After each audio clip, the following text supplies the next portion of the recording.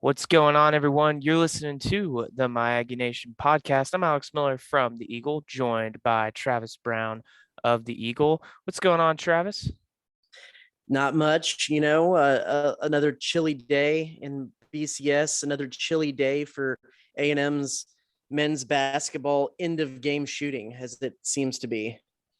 Yeah, they say ball don't lie, and fortunately for the Aggies, it's been falling the wrong way for them. Last week we were talking about how they pushed Kentucky down to the wire and had a chance to win the game, weren't able to do it, but there was a sense of optimism kind of coming from that game. Well, the last two games, A&M's had chances to win, they just haven't been able to close the deal, it seems.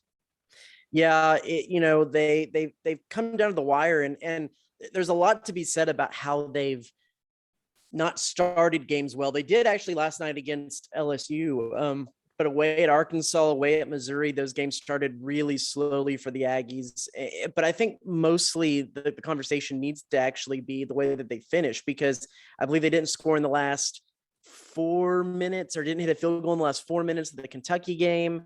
Arkansas, there was a lot of mistakes at the end, and in overtime, they basically went cold. And at the end of this LSU game, I think they were for their last 6 from the field, if I'm not mistaken. So every one of these games has been a game that's been there for the taking. It's just A&M hasn't necessarily stepped up and made it happen.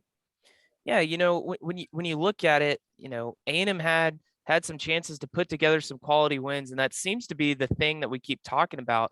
Is if A&M wants to have a legit shot at having a chance to finally make the NCAA tournament for the first time in several years, they're going to have to get one of these quad one wins, and they've had their shots. But Travis, how is this kind of taking a toll on A&M's chances? Granted, we still got a month and a half of basketball to play, but the losses are going to start counting up pretty soon if they keep falling and not in A&M's favor. Well, there's good news and bad news for those guys who are out there who do a lot of this kind of bracketology and metric stuff. Every one of these last 3 games that A&M has lost has been games that they projected that they were going to lose. Now, they've also projected that A&M won't make the field of 64 heading into the SEC tournament. But that being said, they basically need, and by all the math and number crunching I've done, they need 2 quad one wins heading into the SEC tournament to be able to be in that field of 64 before the SEC tournament, not having to need a deep run to make that happen. They had only one quad one game heading into conference play, and that was the Wisconsin game at the Maui Invitational that they lost. The last 3 games were quad one games. And I had some questions on Twitter about this. So let's kind of go into real quick what a quad one game means, if that is okay with you. The RPI is what used to be. People know about RPI, and that used to be the main metric that the selection committee used, a mathematical algorithm that factors in things like strength of schedule and opponents' wins and losses and things like that to rank all 100 or 350 Division I teams in men's basketball. And they moved about, what was it, like 2014 or 2016, they moved to a new metric called the net rankings. That is just a different mathematical equation trying to kind of do the same thing and present a ranking of how good each of the 130 teams are. Right now, I don't have the net rankings pulled up, but each in those net rankings, they're divided into quadrants, and it's not as simple as saying like a fourth of each of those rankings to 350. There's some nuance in there, and like we'll just, for quad one, for instance, a quad one win, which is the upper quadrant, the top tier of teams on the road, would be numbers 1 through 75, because it gives you a little bit more credit for winning a game on the road. For a neutral site game, it's 1 through 50. For a home game, it's 1 through 35. So it's weighted a little bit to give you a little bit more of an advantage if you are the road team going out and getting a win. Right now in the current net, let's see, these net rankings are as of January 26th. Alex, what is today? Shit, today is the 27th. So these are as of yesterday. So this might not actually count A&M's loss yesterday. They come in at, let's see, this makes for great radio or podcasting. Well, they were around the 60 range. I see on warrennullin.com that they're 53, and that was as 53. of yesterday. Yeah, they're 53, which when you look at it, field of 64, that's right on the bubble because you have, at large bids that are going to come from further down that list. Excuse me, not at large, automatic qualifiers. So anyway, A&M's coming in at 53. Well, the last three teams they've played, and I'm going to kind of switch back and forth here because it's easier to see. There's another metric called Ken Pomeroy makes his own kind of metrics. When you look at the Kentucky, Arkansas, LSU, those are all at the 736-12 range. LSU was 19 in the AP top 25 yesterday. Coming into that game, they were ranked 10. So there's a lot of little metrics out there that can do this. Anyway, so they need 3 quadrant 1 wins. Or excuse me, 2 quadrant 1 wins. The last 3 were quadrant 1 wins. The ones that they have left would be at Tennessee, LSU at home, at Auburn, at Alabama. When I was looking at this stretch and saw that what the quadrant one games are going to be, I thought their best chance to get the 2 was going to be at Arkansas and then at Alabama. Of course, the first Arkansas game counted as a quad 2 game because Arkansas is on that fringe of being in those, and they were above number 35. So that's why that game didn't count. But at Arkansas counted. They lost that game. So now they're going to have to scrounge up 2 wins in the mix of Tennessee, LSU, Auburn, Alabama before the season is over, while winning all the games that they're expected to win, like Saturday's game against South Carolina. So a little bit rambly there, I'm sorry, but that's kind of how that whole quadrant system works. And why quad 1 wins are important, because it's a key data point that the selection committee uses in selecting that field of 64. Yeah, when you mentioned that, how much did Wednesday's loss to LSU kind of sting, knowing that A&M had a chance to really win that game, and they had a really good chance considering LSU was down their top 2 scorers, and then Eason got hurt in the middle of the game and couldn't really go with all the cramping he was dealing with. I mean, you can say that about any of the last 3 games because they were in any of the last 3 games, and you win 2 of those and you're good. Like if you win all the other games you're supposed to win, that should be enough to get you into the tournament. But because of that, it's just kind of putting the pressure on their backs, a little bit more weight on their shoulders as they head into some of these games, because their opportunities to get those key metric games are becoming slender. But yeah, that was a key opportunity because Buzz Williams thought that Pinson, their point guard, who's their second leading scorer, was going to be, or third leading scorer, was going to be back in the lineup. Darius Days was actually out of the lineup, who's their second leading scorer, and then their top leading scorer missed the last half of the second half out because of an injury, and they just really couldn't capitalize. It was an interesting loss because the 3-pointer that went up at the end that ultimately tied the game for LSU, and they never really looked back from there, was one that was in the middle of what looked like they were changing defenses. And Buzz Williams said that he thought that the matchups were set and it was just a little bit of a late contest.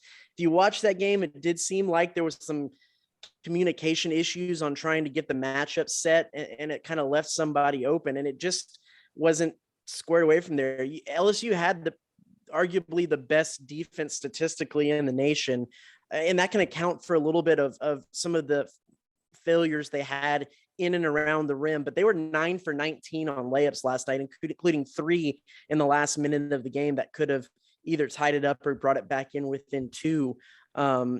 It's not like these monumental things that the opponents are doing that's really putting these games out of hand for A&M. It's like a turnover or a couple of missed layups or just going completely ice cold from 3-point range when A&M entered games as the number 1 team in the SEC. It's just one little piece of the puzzle that seems to be missing every bit of the time, which on one hand is a good thing because it shows that they're just one little step away from being a really, really great team. But on the other hand, it's not horseshoes or hand grenades. It's basketball games.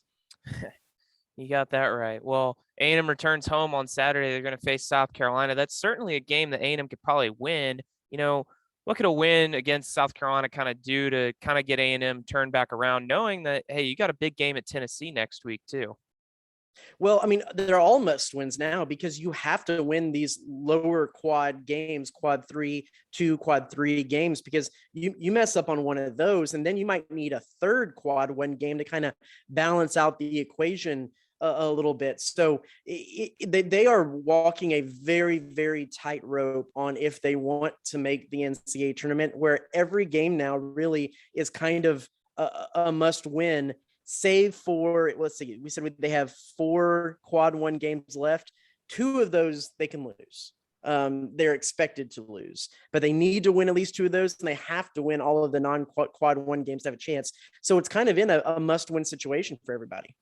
Now, here's a question that I've got, Travis. So A&M's got to win over Arkansas, right? And Arkansas started conference play with 3 losses. Say Arkansas takes off and they kind of ascend to the top of the conference standings. If Arkansas kind of takes off, if that happens, could that win become a quad 1 win, or would it just count as a quad 2 win no matter what? It counts as for where the net rankings were at the time of the game. Okay. That's a good clarification too.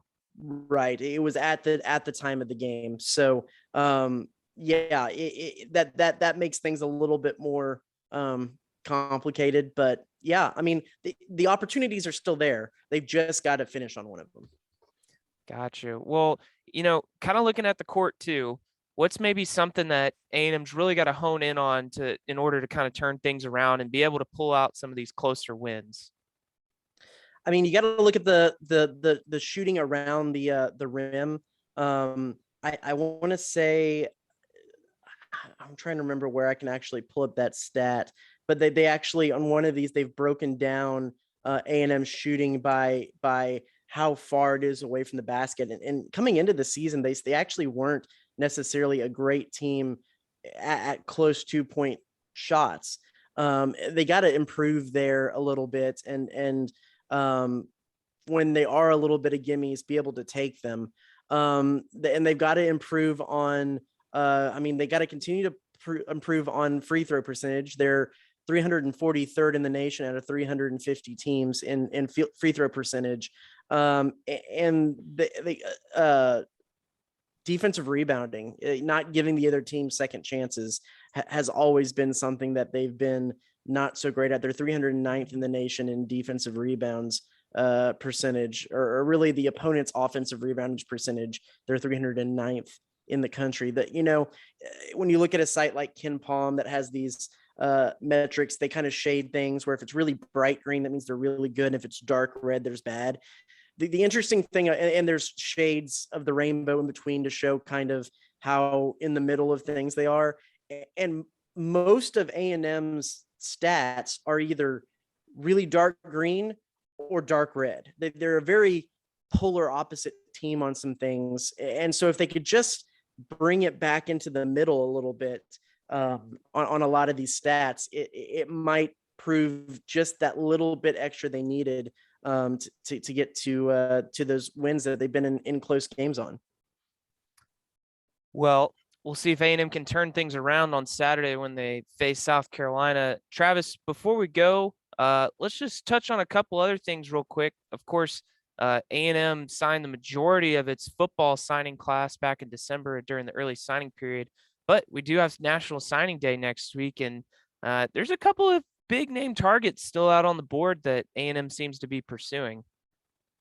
Yeah, Shamar Stewart, yeah, is one that I think everyone has their eyes on, and of course Harold Perkins decommitted, could still have A&M potentially in the mix. I don't know, Alex. I know you're got kind of our guy on the recruiting scene. What are your thoughts on actually how this might shake out for the Aggies? I think there's no risk in them losing that number 1 team recruiting class in the country ranking, but it might be the difference between if it's that greatest recruiting class of all time, or is it just the number one class this year?